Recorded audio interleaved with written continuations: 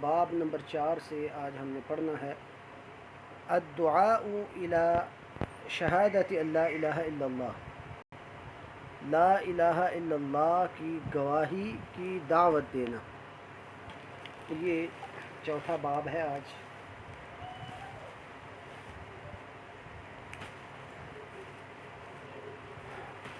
تو اس سے پہلے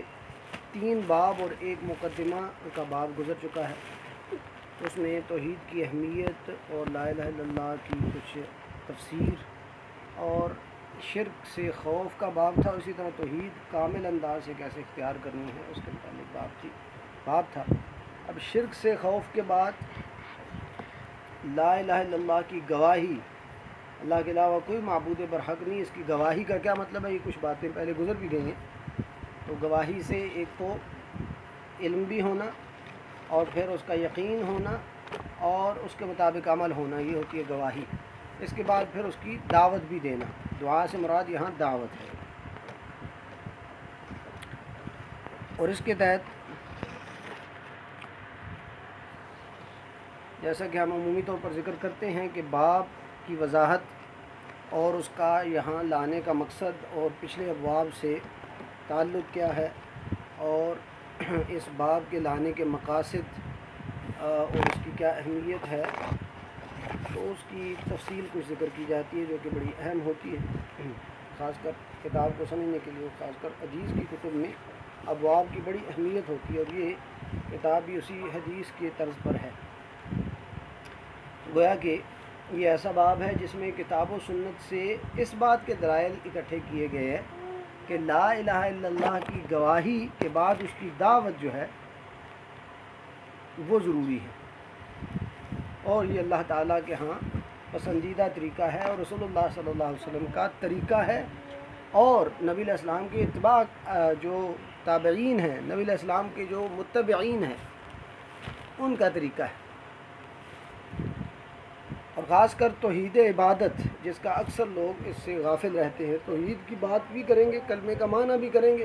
تو اس کا ربوبیت کا معنی کریں گے کہ اللہ کے علاوہ کوئی رب نہیں، اللہ کے علاوہ کوئی خالق نہیں ہے، مالک۔ یہ تو کفار اور مشرکین بھی مانتے تھے۔ اصل جو لا الہ الا اللہ کا معنی ہے، اس معنی سے بھی لوگ دور ہوتے ہیں، اس کی دعوت تو دینا دور کی بات ہے، حالانکہ وہ دعوت کا دم بھر رہے ہوں گے اور دعوت کا کام کر رہے ہوں گے، لیکن دعوت میں جو اصل چیز ہے وہ اس سے دور ہوں گے۔ خیر، تو دعوت کس چیز کی دینی ہے؟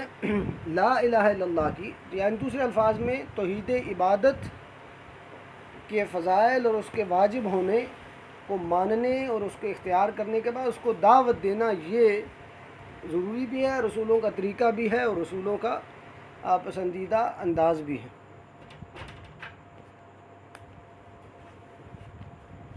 تو باب الدعاء الی شہادت لا الہ الا اللہ، یعنی اس باب میں توحید عبادت کی طرف دعوت کے دلائل، متعلقہ دلائل کو ذکر کیا گیا ہے، اور دعا یہاں دعوت کے معنی میں ہے۔ ویسے مصنف اگر یہ ذکر کرتے کہ باب الدعاء الی التوحید تو یہ بھی بات ٹھیک تھی، یا باب الدعوت الی التوحید یہ بھی ٹھیک تھا، لیکن لا الہ الا اللہ مقصود تھا، کیونکہ توحید سے مراد یہی ہے کہ لا الہ الا اللہ، تو وہ کیونکہ لا الہ الا اللہ کی پہلے وضاحت کر چکے ہیں، اس لیے پھر یہاں لایا گیا تاکہ وہ پچھلی ساری چیزیں ذہن میں رکھی جائے، اور اس کے تحت پھر دعوت ہو۔ اور یہ اللہ تعالیٰ نے بھی ترتیب بتائی ہے، اور ثلاثۃ الاصول میں بھی ہم اس کو ابتدا میں پڑھا ہے، مصنف رحمہ اللہ نے وہاں بھی یہی تفصیل ذکر کی تھی، اور ابتدا میں کہ 4 چیزیں ہر مسلمان پر واجب ہیں۔ سب سے پہلے علم حاصل کرنا، اور علم کس چیز کا حاصل کرنا ہے؟ 3 چیزیں تھیں کہ اللہ تعالیٰ کے بارے میں علم، اللہ کی معرفت، اللہ رب ہے، اللہ تعالیٰ عبادت کے لائق ہے، اللہ کے اسماء و صفات ہیں، اس کے متعلق اللہ کی معرفت جو ہے وہ فرض ہے ہر ایک پر، یہ ہے علم۔ اور علم میں دوسری چیز ہے کہ دین کیا ہے، دین کی بنیادی ضروری جو علوم ہیں اور ضروری مسائل جو ہیں، خاص کر توحید سے اور اس کے ضروری عمل کے جو ڈیلی روزانہ کے اعمال کے مسائل ہیں اور اس کے متعلق علم ہے وہ پتہ ہو، اور نبی علیہ السلام کے متعلق علم ہو، یہ ہے علم، اور یہ ہے فرض۔ دوسرا فرض یہ ہے کہ اس پر عمل کیا جائے، ورنہ علم کا مجرد کوئی فائدہ نہیں ہے۔ علم کا فائدہ یہی ہے کہ اس پر عمل کر کے بندہ اپنی آخرت سنوار سکے، ورنہ صرف علم کی بنیاد پر عمل نہ ہو تو یہود کا عمل تھا کہ وہ تو علم ہونے کے باوجود عمل نہیں کرتے تھے اور اللہ کے ہاں مغضوب علیہم کہلائے۔ اور تیسری یہ تھی بات کہ دعوت دی جائے، پھر علم کے بعد عمل اور عمل کے بعد پھر دعوت، اور چوتھا پھر پوائنٹ یہ تھا کہ اس پر صبر بھی کیا جائے گا، کیونکہ دعوت کے میدان میں صبر کی بڑی ضرورت ہے، جیسا کہ اللہ تعالیٰ نے قرآن میں فرمایا والعصر ان الانسان لفی خسر الا الذین آمنوا وعملوا الصالحات وتواصوا بالحق وتواصوا بالصبر۔ اس صورت سے یہ 4 فرائض کو اخذ کیا گیا، اور یہاں بھی بڑی پیارے انداز سے مصنف رحمہ اللہ نے اس بات کو ذکر کیا ہے کہ پہلے توحید کے واجب ہونے، اس کے بنیادی مقاصد کو ذکر کر دیا، اس کی اہمیت کو واضح کر دیا،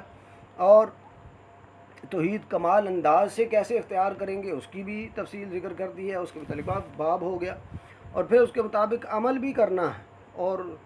گواہی میں عمل شامل ہے، اس کی تفصیل پہلے گزر چکی ہے، اور پھر اس سے خوف بھی ہو کہ بندہ کہیں شرک میں نہ پڑ جائے اس کے مخالف امور سے، اور اس کو اختیار جب کر لیا، عمل میں آ گیا علم کے بعد، تو پھر اس کی دعوت دینا ضروری ہے،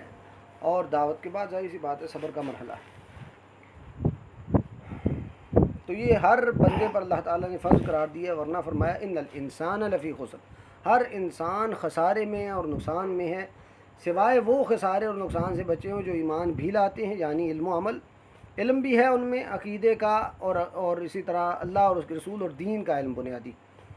تو اور اس کے بعد وعامل الصالحات یہ بھی فرض ہے،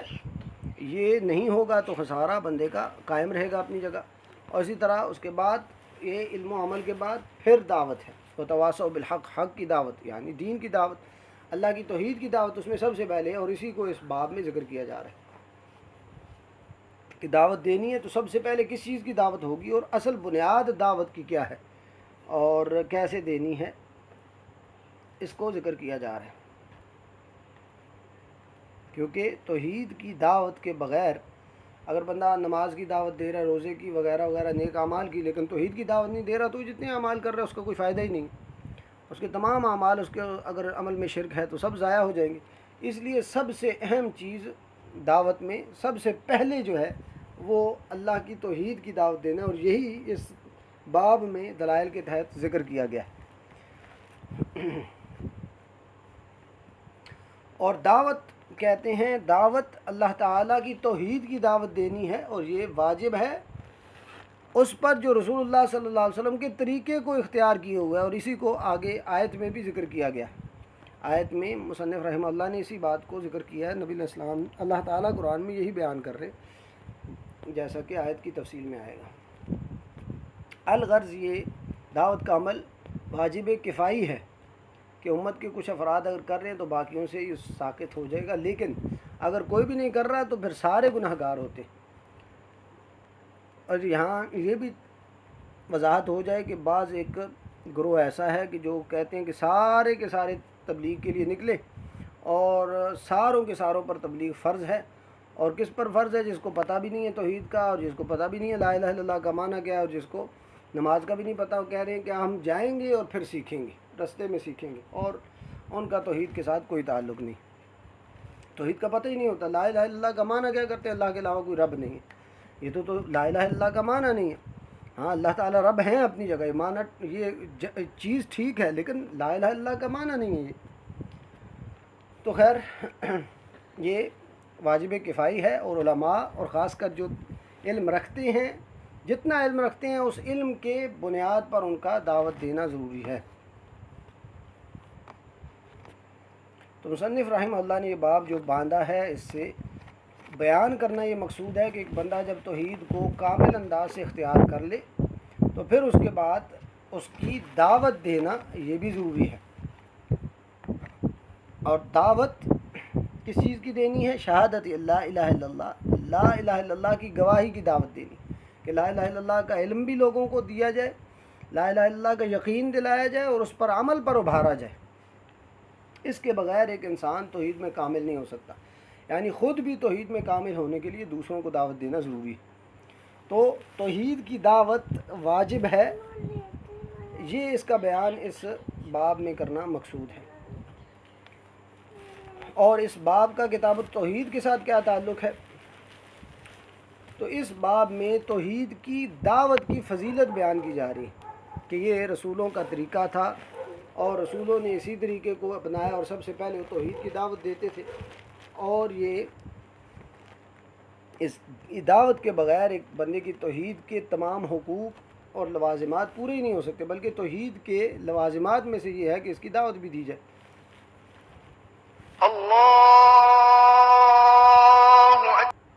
جی، تو جو بندہ توحید کو اختیار کیے ہوئے ہے وہ اس کی ضرور دعوت دے گا، جو بندہ شرک سے ڈرتا ہے وہ ضرور شرک سے لوگوں کو بچانے کی کوشش بھی کرے گا اور دعوت بھی دے گا، اور یہ ایک کمال توحید کی نشانی ہے کہ بندہ لوگوں کو دعوت دے رہا ہے اور اس کے دل میں تڑپ ہے۔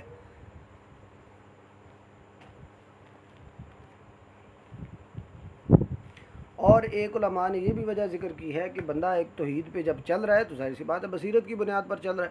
تو بصیرت کی بنیاد پر چل رہا ہے تو اس کا مطلب وہ اس کو سب سے افضل سمجھتا ہے اور اپنے عقیدے میں وہ سچا ہے، جب سچا ہے تو پھر اس کی دعوت بھی دے گا، ورنہ اگر اس کے دل میں نفاق ہے یا اس میں اس کی اپنی دعوت میں یا اس کے اپنے عقیدے میں اس کو شک ہے تو ظاہر سی بات ہے پھر دعوت نہیں دے سکتا۔ جب تک کہ یقین پیدا نہ ہو بندے کے عقیدے میں اور اپنے تصور میں، اور جو وہ عقیدہ رکھ رہا ہے جب تک یقین نہیں ہے بندہ آگے دعوت نہیں دے سکتا، اور اگر وہ دعوت دیتا ہے تو ظاہر سی بات ہے آگے سے جواب آئے گا اور وہ اسی کے حامل ہو جائے گا جو سامنے والا ہے۔ اس باب کا دیگر پچھلے ابواب سے تعلق کیا ہے؟ مصنف رحمہ اللہ نے پچھلے ابواب میں توحید، اس کی فضیلت اور جو کامل انداز میں توحید کو اختیار کرتا ہے اس کا ثواب ذکر کیا ہے، پھر اس کی جو مخالف چیز ہے شرک، اس سے خوف کو بھی واجب قرار دیا ہے، اور توحید کامل انداز سے اختیار کرنے میں یہ شامل ہے کہ شرک سے بندہ خوف رکھے، اور اس کے بعد اس باب میں یہ ذکر کر رہے ہیں کہ ایک بندہ جو توحید کو اختیار کر لے اس کے لیے لائق نہیں ہے کہ صرف اپنے اوپر ہی اس کو اکتفا سمجھے اور آگے کسی کو دعوت نہ دے، بلکہ اس کو آگے دعوت دینی ہے حکمت کے ساتھ اور اچھی نصیحت کرتے ہوئے لوگوں کو دعوت دینی ہے۔ گویا کہ مصنف رحمہ اللہ یہ کہنا چاہ رہے ہیں کہ اگر آپ نے توحید سیکھ لی ہے، آپ نے اس کی فضیلت کو جان لیا ہے، آپ اس کی مخالف امور شرک سے ڈرتے بھی ہیں، تو پھر آپ توحید کی دعوت دینا شروع کریں۔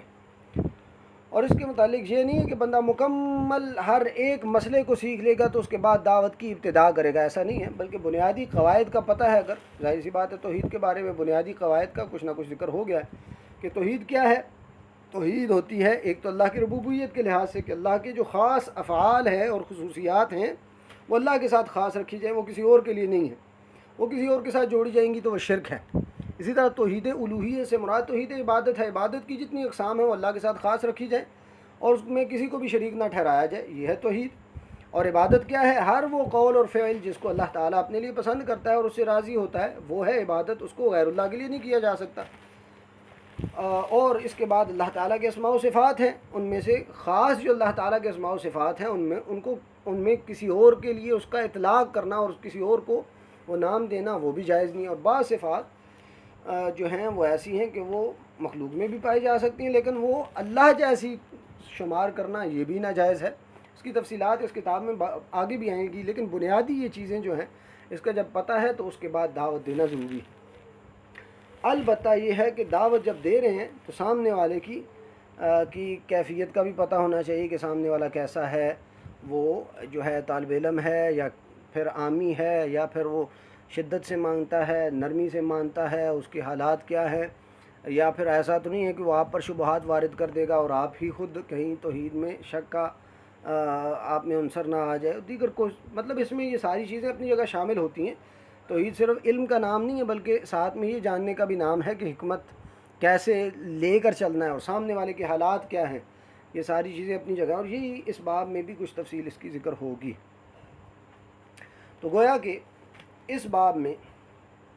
یہ ذکر کیا جا رہا ہے کہ ایک بندہ توحید کو اختیار کر کے اگر خود کامل ہو گیا تو اس کے بعد اب دوسرے لوگوں کے لیے ان کے کمال میں بھی کوشش کرنی چاہیے، اور یہ انبیاء کا طریقہ ہے، اور انبیاء نے بھی سب سے پہلے توحید کی ہی دعوت دی تھی، اور اللہ تعالیٰ نے قرآن میں جگہ جگہ اسی بات کو ذکر کیا ہے۔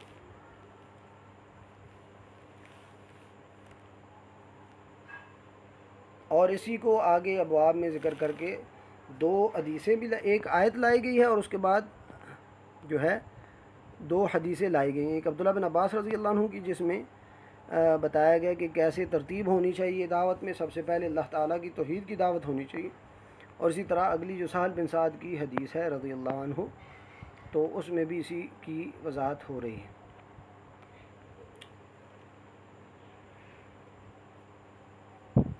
تو جو بندہ توحید اختیار تو کیے ہوئے ہے لیکن دعوت کا اہتمام نہیں کرتا، تو وہ اس کا مطلب ہے توحید تو اپنی جگہ اختیار کی ہے لیکن اس نے انبیاء کا طریقہ نہیں اپنایا. وہ پوری طور پر انبیاء کے نہج اور طریقے پر نہیں ہے، بلکہ ان کے مخالف. انبیاء تو توحید کی دعوت سب سے پہلے شروع کرتے تھے اور اپنے گھر سے شروع کرتے تھے اور اس کے بعد باہر. اور پھر اللہ تعالیٰ نے سورہ عصر میں اس بات کو سمجھایا ہے مختصراً کہ دعوت کے میدان میں جب بندہ آتا ہے تو پھر انسان کو باتیں بھی سننی پڑتی ہیں، پھر ڈانٹ بھی کھانی پڑتی ہے، بعض اوقات مار بھی پڑتی ہے، وغیرہ وغیرہ بہت کچھ ہو سکتا ہے.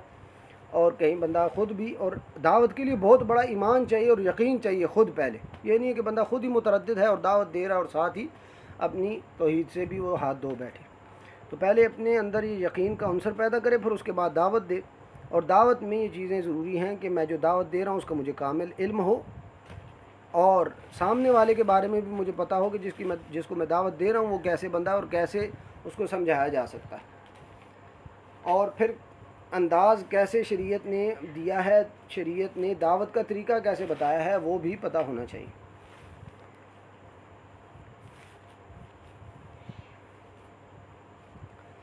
اس باب کا پچھلے باب سے بھی ایک لحاظ سے تعلق ہے کہ پچھلے باب میں شرک سے خوف دلایا گیا ہے، اور کامل توحید یہ ہے کہ بندہ خود بھی شرک سے ڈرے اور دوسروں کو بھی شرک سے ڈرائے. اور شرک سے ڈرانے کا یہی مطلب ہے کہ بندہ توحید اختیار کرے اور شرک کو چھوڑ دے. یہی لا الہ الا اللہ کا مطلب ہے.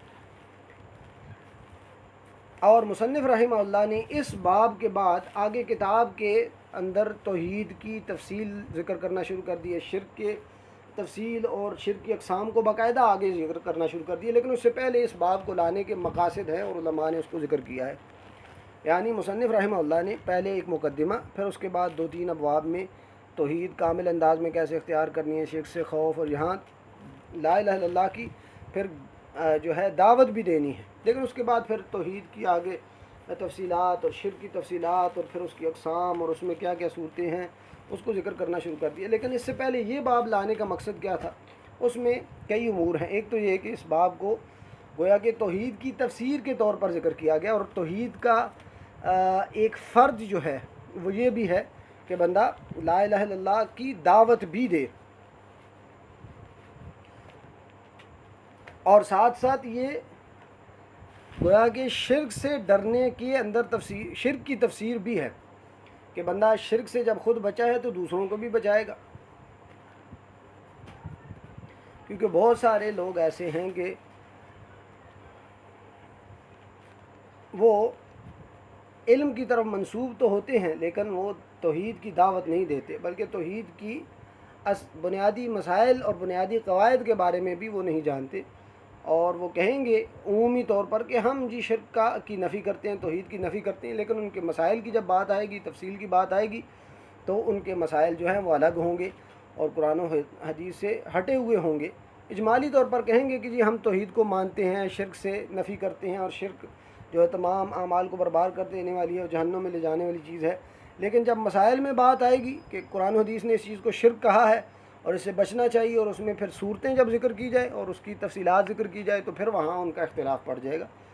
اس لیے اس کی دعوت دوسروں کو دینا ضروری ہے. بعض اوقات ہوتا ہے کہ بندہ یہ عام سا مسئلہ ہے، ان کو پتہ ہوگا، لیکن اکثر یہ ہوتا ہے کہ توحید کے مسائل عوام کو نہیں پتہ ہوتے، یا پھر بعض اوقات ایسے لوگ جو علم کی طرف منسوب ہیں وہ بھی اس سے غافل ہوتے ہیں. اس لیے توحید کی دعوت دینا اور شرک سے جو ہے لوگوں کو خوف دلانا یہ ضروری ہے. دوسرا یہ کہ جیسا کہ میں نے آپ کے سامنے ذکر کیا کہ سارے مسائل کا پتہ ہو اور پھر دعوت بندہ شروع کرے، یہ بھی ضروری نہیں ہے. یہاں کیونکہ بنیادی مسائل ذکر کر دیے، توحید کی اہمیت بتا دی ہے، توحید کا معنی اور اس کی تفسیر ذکر کر دی لا الہ الا اللہ کی، پھر شرک سے ڈرا دیا، اس کی اہمیت بھی بتا دی، اب اس کے بعد بندہ دعوت شروع کر سکتا ہے۔ اس کی تفصیلات بندہ آہستہ آہستہ سیکھے اور اس کے اندر اہمیت ہو تو وہ ظاہر سی بات ہے۔ اور یہ توحید کی دعوت دینا یہ بھی توحید کو اختیار کرنے کے ذرائع اور اسباب میں سے ایک ہے، اور شرک سے بچنے کے ذرائع میں سے ہے، کیونکہ جو بندہ توحید کی دعوت دیتا ہے، کسی چیز کی بھی دعوت دیتا ہے، تو اس کا دل اس سے پہلے بھرا ہوا ہوتا ہے اور اس سے مزید مضبوط بھی ہوتا ہے۔ اور جو بندہ جس چیز کی دعوت دے رہا ہے ظاہر سی بات ہے اس سے مخالف چیز سے پھر وہ خود بھی ڈرتا ہے اور زیادہ دور ہوتا ہے اور زیادہ مضبوط ہوتا ہے۔ اس لیے توحید کی دعوت دینا یہ اس پر ثابت قدمی کا مزید ذریعہ ہے اور شرک سے بچنے کا مزید ذریعہ ہے۔ اور یہ بھی کہ توحید کی اصل اساس سے ابتدا کرنے کی ضرورت ہے، وہ ہے جیسا کہ اس باب میں ذکر کیا گیا کہ لا الہ الا اللہ سے توحید کی ابتدا کی جائے، اور یہی اگلی آیات میں بھی، ایک آیت اور 2 حدیثوں میں یہی ذکر کیا جا رہا ہے۔ خیر، آیت میں دعوت کا طریقہ کیا ہے اور کیا چیز دعوت میں پیش کرنی ہے اس کو بیان کیا جا رہا ہے اور کیسے ہونی چاہیے۔ تو آیت میں اپنے اختصار کے باوجود ایک تو دعوت کس چیز کی دینی ہے اور کیسے دینی ہے اور کیا طریقہ ہونا چاہیے، یہ سب موجود ہے، اور کس انداز سے دینا ہے اور سامنے والوں کا خیال کیسے رکھنا ہے،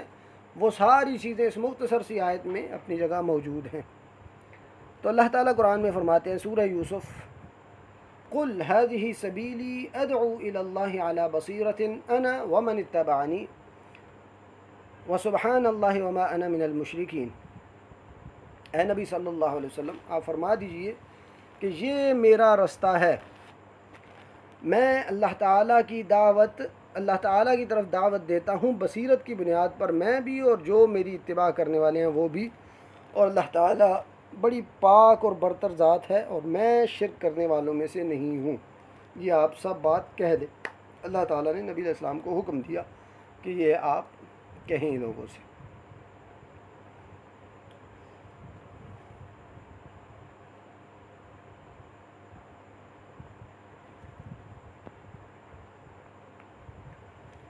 تو یہاں جتنی ممکن ہو سکی آج کچھ بات کر لیتے ہیں، باقی انشاءاللہ اصل بات تو کل سے شروع ہوگی۔ تو باب کو اصل سمجھنا اور اس کے متعلقات اور جو ضروری اس باب سے متعلقہ باتیں تھیں وہ ہو گئی۔ تو اس کے بعد یہ جو پہلی آیت ہے، تو مصنف رحمہ اللہ نے 3 دلائل ذکر کی ہیں، ایک آیت اور 2 حدیثیں، اور آیت کو باب میں سب سے پہلے ذکر کیا کیونکہ اس میں دعوت الی اللہ کی اہمیت کی دلیل ہے، اور رسولوں اور انبیاء کا طریقہ اس کو قرار دیا ہے، اور پھر جو ان کے متبعین ہیں وہ سب بھی اللہ تعالیٰ کی طرف دعوت دیتے ہیں۔ یعنی اللہ کی طرف دعوت دینے سے کیا مراد ہے؟ توحید کی دعوت، اور اس کو اگلی احادیث بتا رہی ہیں کہ دعوت اللہ سے مراد اللہ کی توحید کی طرف دعوت، اور پھر ساتھ ساتھ دعوت میں انبیاء کی پیروی، انبیاء کا طریقہ اور اس کے مطابق دعوت دینا ضروری ہے، جو کہ نبی علیہ السلام نے ہمیں سکھایا ہے اور موجود ہے ان کا طریقہ۔ تو مصنف رحمہ اللہ نے اس آیت کو ترجمے اور اوپر جو باب باندھا اس کے نیچے ذکر کیا ہے، کیونکہ اس میں ایک تو اللہ کی طرف دعوت دینے کا پیغام ہے، اور اللہ کی طرف دعوت دینے سے مراد ہے لا الہ الا اللہ اور توحید کی طرف دعوت دینا۔ اور اس آیت سے یہ پتہ چلتا ہے کہ دعوت میں نبی علیہ السلام کی اتباع واجب اور ضروری ہے۔ نبی علیہ السلام کے منہج اور طریقے کے بغیر بندہ اگر دعوت دے رہا ہے تو اس کے نقصان ہوں گے، فائدے نہیں ہوں گے۔ اور نبی علیہ السلام کے طریقے کا آگے پھر بیان ہے اگلی 2 حدیثوں میں کہ نبی علیہ السلام کا کیا طریقہ تھا۔ اس میں سب سے پہلی یہ چیز ہے کہ توحید سے دعوت کی ابتدا کی جائے، عام حالات میں بھی اور جنگی حالات میں بھی، حتیٰ کہ جیسا کہ اللہ کے نبی صلی اللہ علیہ وسلم نے معاذ بن جبل کو یمن کی طرف بھیجا تھا، جیسا کہ اگلی حدیث آ رہی ہے، تو کہا کہ سب سے پہلے جا کر توحید کی دعوت دینی۔ اور سہل بن سعد رضی اللہ عنہ کی حدیث تھی، جنگ کا میدان ہے تو وہاں علی رضی اللہ عنہ کو جو جھنڈا دیا ہے تو جا کے کہا ہے کہ سب سے پہلے ان کو توحید کی دعوت دینی ہے۔ یہ ہے نبیوں کا طریقہ، اور یہ ہے منہاج النبوہ دعوت میں۔ اگر یہ نہیں ہے تو اس دعوت کا انجام درست نہیں ہو سکتا، وہ صحیح نہیں ہو سکتی۔ تو اللہ تعالیٰ اپنے نبی حضرت محمد صلی اللہ علیہ وسلم سے کہہ رہے ہیں قل یا ایھا النبی قل هذه سبیلی، یعنی اللہ تعالیٰ فرما رہے ہیں اے نبی صلی اللہ علیہ وسلم آپ فرما دیجئے ہذہ سبیلی، یعنی یہ دعوت، اللہ کی طرف دعوت دینا، اور جس طریقے پر میں ہوں کہ اللہ تعالیٰ کی توحید کی طرف، اخلاص سے اللہ کی عبادت کی طرف، اور اللہ کی اطاعت کی کرنے اور اللہ کی نافرمانی سے بچنے کا جو یہ میں انداز اختیار کر رہا ہوں، یہ ہے میرا رستہ، یہ ہے میرا طریقہ، اور یہ ہے میری دعوت۔ کیا ہے؟ ادعو الی اللہ، میں اللہ کی طرف دعوت دے رہا ہوں، یعنی اللہ وحدہ لا شریک کی ذات کی طرف، اللہ کی اکیلے عبادت کرنے اور اس کو اکیلے رب ماننے، اور اس کے اسماء و صفات میں اس کو اکیلا جاننے، اس کے ساتھ کسی کو شریک نہ ٹھہرانا، یہ ہے میری دعوت، اور یہ تمام انبیاء کی دعوت تھی۔ جیسا کہ اللہ تعالیٰ فرماتے ہیں وما ارسلنا من رسول الا نوحی الیہ انہ لا الہ الا انا فاعبدون، ہر رسول کو یہ پیغام دیا گیا تھا کہ آپ جا کے یہ دعوت دیں کہ اللہ کے علاوہ کوئی معبود برحق نہیں ہے، اور اسی کی عبادت کی جائے۔ ادعو الی اللہ علی بصیرۃ، بصیرت کی بنیاد پر، یعنی یقین اور علم کی بنیاد پر۔ اور بصیرت کیا؟ انا و من اتبعنی، میں خود بھی بصیرت کی بنیاد پر، یعنی نبی علیہ السلام فرما رہے ہیں میں خود بھی بصیرت کی بنیاد پر دعوت دیتا ہوں۔ بصیرت کیا ہے؟ کہ خود ایک تو توحید کا علم ہو، یقین ہو، اور اس کے اوپر عمل ہو، اور جو نبی علیہ السلام کے پیروکار ہیں، ومن اتبعنی، جو ان کے متبعین ہیں، ان کی تصدیق کرنے والے، ان پر ایمان لانے والے ہیں، وہ بھی اللہ کی طرف، اللہ کی توحید کی طرف دعوت بصیرت کی بنیاد پر دیتے ہیں۔ تو دعوت جو ہے دو طرح کی ہوتی ہے، ایک اللہ کی طرف دعوت ہے اور ایک غیر اللہ کی طرف دعوت ہے۔ تو جو اللہ کی طرف دعوت دے رہا ہے وہ ہوتا ہے مخلص، جو لوگوں کو اللہ کے ساتھ جوڑتا ہے، اور جو غیر اللہ کی طرف دعوت دے رہا ہے وہ ممکن ہے اپنے آپ کو بڑا بنانے کے لیے یا لوگوں میں محترم اور بڑا بننے کے لیے دعوت دے رہا ہے، تو ممکن ہے وہ ایسی چیز جس کا وہ لوگوں کو حکم دے رہا ہے لوگ نہ کریں، وہ غصہ کر جائے، اور جس چیز سے وہ روک رہا ہے وہ نہ رکیں تو وہ غصہ کرے گا۔ لیکن جو بندہ اللہ کی طرف دعوت دے رہا ہے اس کا یہ معاملہ نہیں ہوگا، اس کے دعوت پر لوگ عمل کر رہے ہیں یا نہیں کر رہے۔ ہاں یہ غم اس کو ہو سکتا ہے، جیسا کہ نبی علیہ السلام کا بھی ہوتا تھا، کہ اس دعوت جو اللہ کی دعوت ہے اس کے اوپر جب لوگ عمل نہیں کرتے تو اس دعوت میں کمی کی وجہ سے اگر آتا ہے غم تو وہ اپنی جگہ ہے، وہ ہو سکتا ہے۔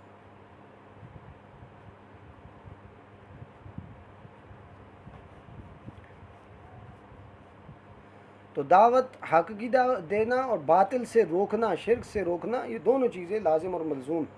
کیونکہ لوگ اگر دعوت سے رک جائیں، حق سے رک جائیں، تو پھر باطل جو ہے یہ غالب آ جائے گا، اور یہ غالب اللہ تعالیٰ نے کرنا ہی نہیں۔ تو اعلیٰ بصیرت یعنی علم کی بنیاد پر ہے، اور اس میں اخلاص بھی شامل ہے کہ اخلاص کے ساتھ میں کر رہا ہوں، اور بصیرت میں اخلاص بھی شامل ہے، علم بھی شامل ہے، کیونکہ اخلاص اگر نہیں ہے تو پھر دعوت یہ چل نہیں سکتی، اور اگر علم نہیں ہے تو پھر بھی دعوت چل نہیں سکتی۔ اور علم صرف شریعت کا علم نہیں ہے، بلکہ شریعت کے علم کے ساتھ ساتھ سامنے جس کو دعوت دے رہے ہیں ان کے حالات کیا ہیں، وہ کیسا ہے، اور اس کی سٹیٹس کیا ہے، اس کو آپ نے دعوت دینی ہے تو اس کا انداز کیسا مؤثر ہو سکتا ہے، اس کے لیے آپ کو علم ہونا ضروری ہے۔ دوسری چیز، تیسری چیز کہ وہ طریقہ جس کی بنیاد پر آپ نے دعوت دینی ہے وہ طریقہ بھی، گویا کہ شرعی علم جو آپ دے رہے ہیں وہ بھی، اور اگلے کے حالات کا بھی پتہ ہو، اور اس طریقے کا بھی پتہ ہو جس طریقے پر آپ نے دعوت دینی ہے، یہ ہے حکمت۔ جیسا کہ اللہ تعالیٰ قرآن میں فرماتے ہیں ادعو الی سبیل ربک بالحکمت والموعظۃ الحسنۃ وجادلہم باللتی ہی احسن۔ تو حکمت کی بنیاد پر اور اچھی نصیحت کی بنیاد پر، اگر ضرورت پڑے تو پھر مناظرہ بھی ہو اچھے انداز میں، یہ سارے طریقے اللہ کے نبی صلی اللہ علیہ وسلم کو اللہ تعالیٰ نے فرمایا اس طرح دعوت دیں۔ تو یہ سارے طریقے اپنی جگہ ہونے چاہیے، یعنی تینوں چیزیں بصیرہ میں شامل ہے، علم بھی اور اخلاص بھی اور حکمت بھی۔ اور علم میں کیا ہے کہ علم شرعی بھی، توحید کا علم بھی، سامنے والے مدعوین یعنی جن کو دعوت دے رہے ہیں ان کا بھی علم ہو، اور اس طریقے کا بھی علم ہو جو نبی علیہ السلام نے ہمیں دیا ہے۔ جیسے نبی علیہ السلام جو ہے، بعض لوگ ہوتے ہیں جو نرمی سے سنتے ہیں، بعض اوقات شدت سے سنتے ہیں، بعض لوگوں کی شبہات ہوتے ہیں ان کو دور کرنے کی ضرورت ہوتی ہے، اس کے لیے زیادہ علم کی ضرورت ہے، اور بعض لوگ ترغیب سے مانتے ہیں، بعض لوگ جو ہے ان کے لیے تعلیف قلبی کی ضرورت ہوتی ہے، بعض لوگ جو ہے جیسا کہ اللہ کے نبی صلی اللہ علیہ وسلم نے بہت سارے جو ہے لوگ ان کو دعوت دی ہے، ان کے لیے بڑے بڑے ان کو انعامات دیے، 100 اونٹ ایک ایک کو دیے، تو وہ ایک یعنی دعوت کا انداز تھا۔ اس کے بعد وہ ایمان میں بڑے پکے ہو گئے۔ حالانکہ شروع میں بعض صحابہ کا ایسا معاملہ تھا کہ باہر سے لوگ آتے تھے، وہ کہتے تھے میں اتنی نمازیں پڑھوں گا۔ شروع میں اللہ کے نبی صلی اللہ علیہ وسلم نے کہا ٹھیک ہے اتنی بھی پڑھیں۔ تو یہ دعوت کا طریقہ ہے۔ لیکن یہ خیر نمازوں کا یہ مسئلہ جو ذکر کر رہا ہوں، یہ نبی علیہ السلام کے ساتھ خاص تھا، اور اس کے بعد جب نمازیں پوری ہوگی تو اس کے بعد کوئی بندہ اس میں تخفیف دے، یہ جائز نہیں ہے، ممکن نہیں۔ خیر اس کے متعلقہ مزید بات جو ہے انشاءاللہ ہم کل کرتے ہیں یہاں سے آگے۔ بارک اللہ فیکم وآخر دعوانا ان الحمد للہ رب العالمین۔ السلام علیکم ورحمۃ اللہ وبرکاتہ۔